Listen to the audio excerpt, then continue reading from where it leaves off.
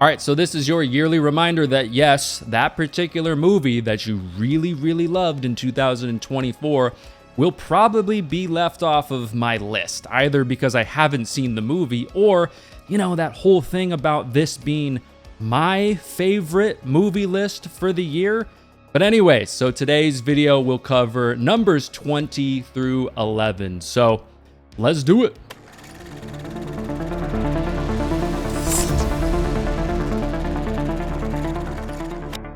And just a heads up, this list is not the best horror movies of the year, the most technically shot horror movies, the movies with the best story or anything like that.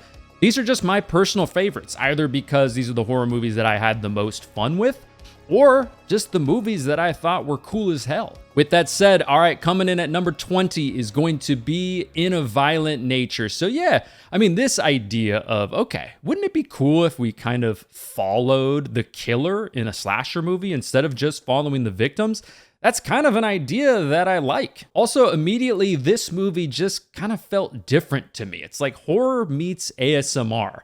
Is this movie flawed? Oh yeah, definitely. Has a lot of flaws. Like, oh, maybe we should, do a little bit less walking. But I do think in this movie, the kills are epic. They're gory. They're over the top. And yeah, they are crazy. I also love Johnny's mask in this movie, this antique firefighter mask that he just threw one of his victims' corpses into the glass to break into and get the mask. I like that idea, and he just looks cool as hell overall. And really, what can I say? I'm a sucker for slasher movies just in general, and this movie, to me, In a Violent Nature, had enough that was unique for this movie to slip into my top 20. All right, up next at number 19 is going to be Abigail, and my God, I have to say right off the bat, this movie has to be the most egregious example of trailers completely ruining every surprise in this movie. I try to avoid as many trailers as I possibly can, but I swear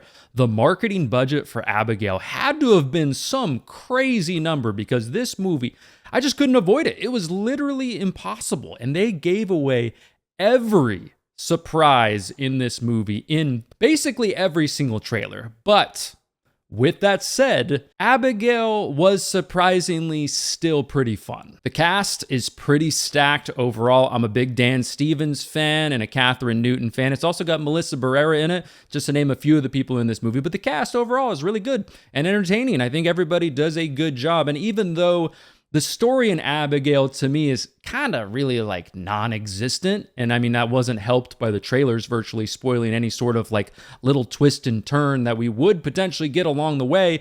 But overall, Abigail, to me, was kind of a decent little vampire, movie. And, basically for three main reasons. It's got a very solid cast. This movie does have a shit ton of blood, which was nice. I liked the fact that they decided to go rated R for this movie, which was great. And also, it had some pretty decent jokes along the way. So yeah, there you go. Abigail coming in at number 19. Okay, up next at number 18 is going to be A Quiet Place Day One. So typically when they start saying things like spin-off prequel to two movies before it that were pretty damn good, that's usually not a very good sign. But being the apocalyptic horror absolute sucker that I am, most of this movie to me was actually pretty fun. Yeah, there were times with this movie where it kind of felt like a filler episode in like a 10 episode season to a TV show. And yeah, I wish they would have leaned more into the horror and more into the creatures in this movie. That's definitely a gripe that I do have. But the main actress, Sam, and also Joseph Quinn are really damn good in this movie. They have some good chemistry together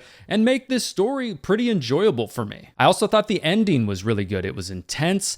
Plus, you had this whole aspect of you can feel for this person, and it's so interesting to watch this story of this person who has so little time left on this planet, while at the same time it seems like humanity also has so little time on this planet, and kind of how they would look at that environment and how they would kind of navigate something like that and how they balanced all of that. I thought was pretty interesting. So yeah, A Quiet Place Day One at number 18 in a year for horror, in my opinion, that was just overall, just kind of okay. All right, coming in at number 17 is going to be Lisa Frankenstein.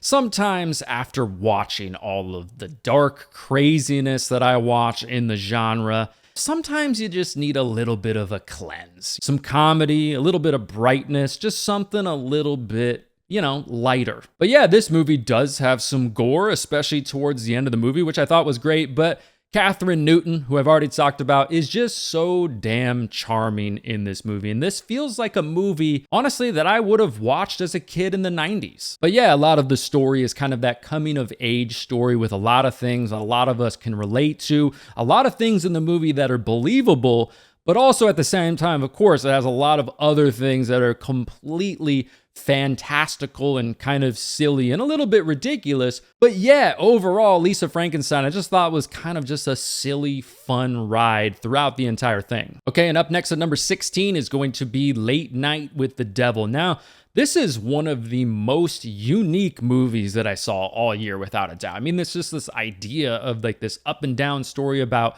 a late night talk show host on kind of his last hurrah in a way. It's Halloween in 1977, and some crazy shit goes down. With this movie, I really enjoyed the theme of just this idea of trying to stay relevant in the entertainment industry and how quickly your audience can kind of disappear when life events just happens. And this stuff happens today. It's very relatable to a lot of people, whether you've seen it or whether you've experienced it. We see this all the time in entertainment or even on a platform like YouTube. People like desperately trying to clinch onto any sort of clout that they possibly can.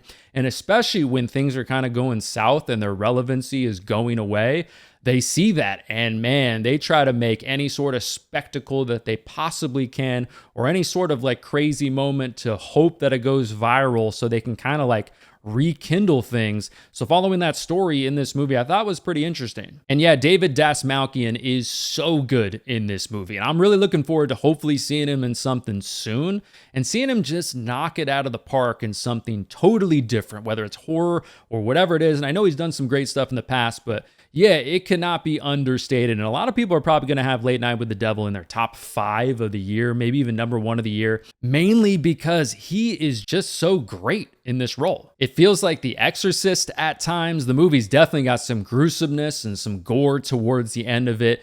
And yeah, Late Night with the Devil is definitely one of the most unique horror movies of the year, and this movie definitely deserves a lot of love, in my opinion. All right, up next at number 15 is going to be Smile 2, and this movie is very much Naomi Scott's movie. If Naomi Scott does not kill it in this movie's pretty much dead. Fortunately for her, I think she does a really damn good job in this movie. Now, typically this demonic possession subgenre in horror is by no means my favorite subgenre in any sort of a way, but I think this movie punches above its weight for me personally, just not really being that big of a fan in the genre. Also, I'm not that jumpy of a person. I don't know, just naturally, or I'm just desensitized for that kind of stuff.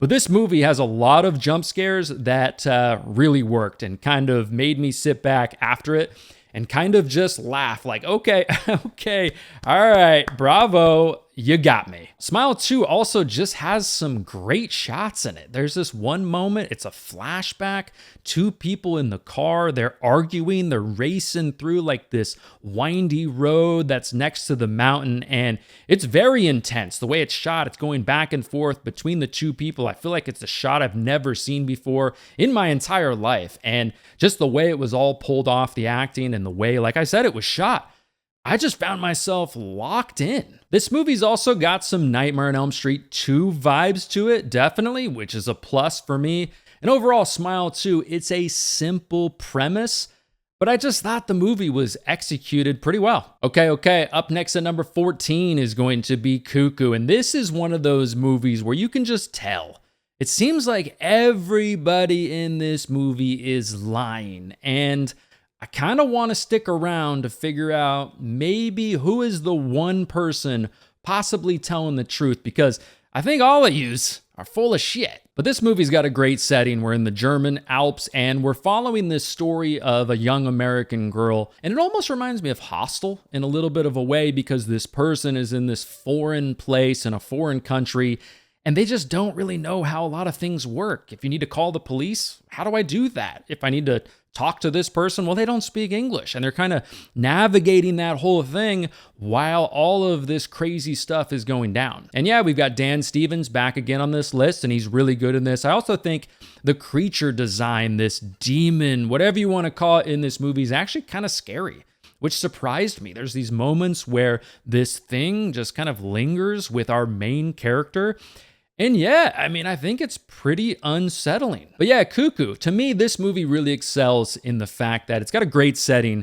It's acted really damn well. And overall, I thought the movie had some genuine creepiness to it that was really effective. All right, coming in at number 13 is going to be a movie that's probably going to surprise a lot of you. But for me, it's going to be Y2K. As somebody who went through the whole thing with 1999 and the year 2000 and all of that, I remember it. So to me, this movie is really just dumb fun. Obviously, there's a lot of things in this movie that are kind of ripping off a movie like Superbad, but, not nearly as funny as a movie like Superbad, not nearly as iconic, obviously. And yeah, this movie, it bashes you over the head constantly with 90s and early 2000s nostalgia. But I think for me, I was just in the right mood for that. I mean, essentially, this movie is about high school kids partying and then robots coming alive and murdering people, all to the soundtrack of Cisco Thong Song.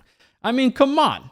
What is not to like about that? And yeah, the movie did kind of fall off the rails a little bit towards the end, and I also do think it was a little bit of a weird creative choice to create this movie catered towards people who are going to go and see it who weren't even alive when Y2K even happened, which was kind of a weird choice. And yeah, this movie, I mean, it's not an all-time classic or anything like that by any means, but to me, it was a pretty fun movie for someone who was in the mood for just to have some chuckles and some serious nostalgia. All right, up next at number 12 is going to be Azrael, and Samara Weaving. You did it again. She is so damn good in this. So nobody saw this movie. So essentially what happens in this one is Earth went through the rapture.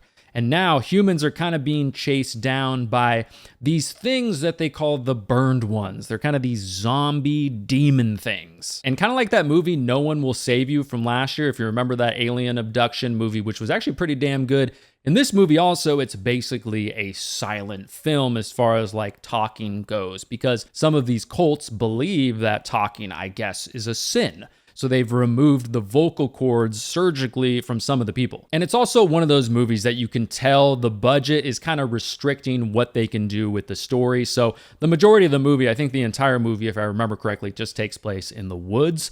But still, it kind of works. But Azrael's got some great scenes. It's got these one-take fight sequences where Samara Weaving is just kicking ass. Some of these scenes lingered with me for days. I was thinking about them for several days, thinking about how did they pull that off? Oh man, that move was pretty damn cool. They're brutal, they're gory, and very intense. And then towards the end, when they started weaving in this kind of anti-Christ cult stuff, the movie got more sinister than I was expecting, which I thought was great. But definitely a movie that I just randomly went and saw. I didn't know anything about it. I hadn't seen a trailer. I never even heard a single person talk about this movie. And still, I think it's a movie that I wish got a lot more hype. Obviously, I have it number 12 on my list of best horror movies of the year. All right, and finishing off the list in this video at number 11 is going to be Speak No Evil. And really, damn it, James McAvoy, how are you so good at your job?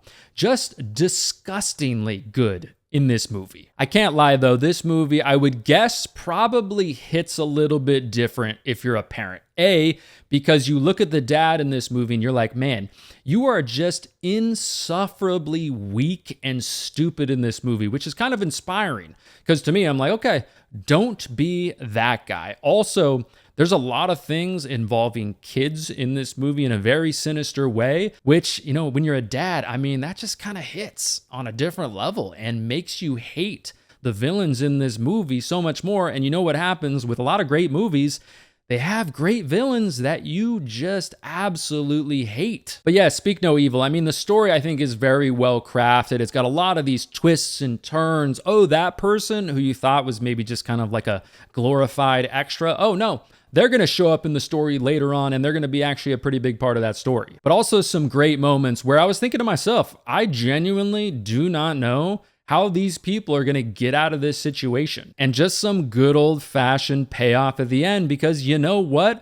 Sometimes you just want these fuckers to get what's coming to them. But there you go, everybody. That is my list of my favorite horror movies, number 20 through number 11. Obviously, be on the lookout for my top 10 list, which will be coming out very soon. Let me know down below in the comments which of these movies made your top 20 list for 2024. If you want some more content from me right now, go ahead and check out one of these videos next to me. Make sure you subscribe. But my name is Matt. Thanks again for watching, and I will talk to you in the next one.